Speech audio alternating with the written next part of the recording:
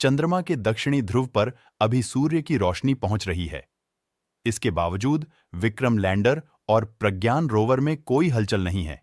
इसरो के वैज्ञानिक बीते कई दिनों से शिव शक्ति पॉइंट पर मौजूद विक्रम लैंडर और प्रज्ञान रोवर से कम्युनिकेट करने की कोशिश कर रहे हैं। चंद्रयान-3 चंद्रमा के दक्षिणी ध्रुव मून साउथ पोल पर जैसे जैसे दिन बीत रहे हैं, विक्रम लैंडर और प्रज्ञान रोवर से संपर्क की उम्मीदें धुंधली होती जा रही हैं।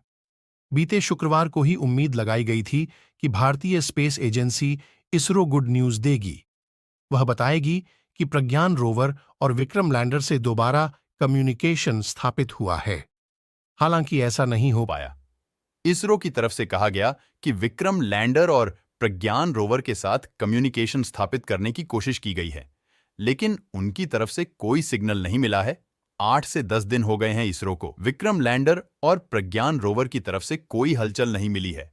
तो अब क्या यह मान लिया जाए कि विक्रम और प्रज्ञान अब हमेशा के लिए हमसे दूर चले गए हैं? दिन बीतने का मतलब रात गहराने वाली है। चंद्रमा के दक्षिणी ध्रुव पर अभी सूर्य की रोशनी पहुंच रही है। इसके बावजूद विक्रम लैंडर और प्रज्ञान रोवर में कोई हलचल नहीं है। अगले कुछ दिनों में चांद के इस इलाके में फिर से रात हो जाएगी। करीब 14 दिनों तक वहां अंधेरा रहेगा और तापमान एक बार फिर से 0 से 200 डिग्री से नीचे तक चला जाएगा। उन हालात में विक्रम और प्रज्ञान की तरफ से सिग्नल मिलने की उम्मीद नहीं है। विक्रम लैंडर और प्रज्ञान रोवर 2 सितंबर से स्लीप मोड में हैं। दोनों ने चंद्रमा पर एक लंबी रात और जमा देने वाले तापमान को एक्सपीरियंस कर लिया है। फिर वही हालात लौटने वाले हैं और अगले कुछ दिन में कम्युनिकेशन स्थापित नहीं हुआ तो आगे सिग्नल मिलने की उम्मीद खत्म हो सकती है।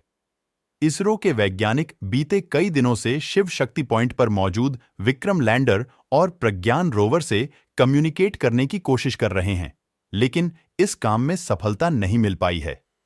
रिपोर्टों के अनुसार 30 सितंबर से चांद के इस इलाके में रात फिर से शुरू होने वाली है।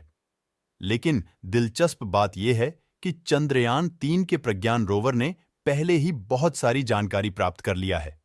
चलो जानते हैं चंद्रयान-3 के प्रज्ञान रोवर को चांद के दक्षिण ध्रुव में क्या-क्या डेटा मिला है। तो दोस्तों, अगर आप अभी तक वीडियो को एक लाइक, चैनल को सब्सक्राइब नहीं किए हैं तो जरूर से कर दें। चलिए जानते हैं बीते कुछ दिनों पहले चंद्रयान-3 के प्रज्ञान रोवर को चंद्रमा की दक्षिण ध्रुव में भूकंप का संकेत मिला था। चांद में भूकंप कैसे आता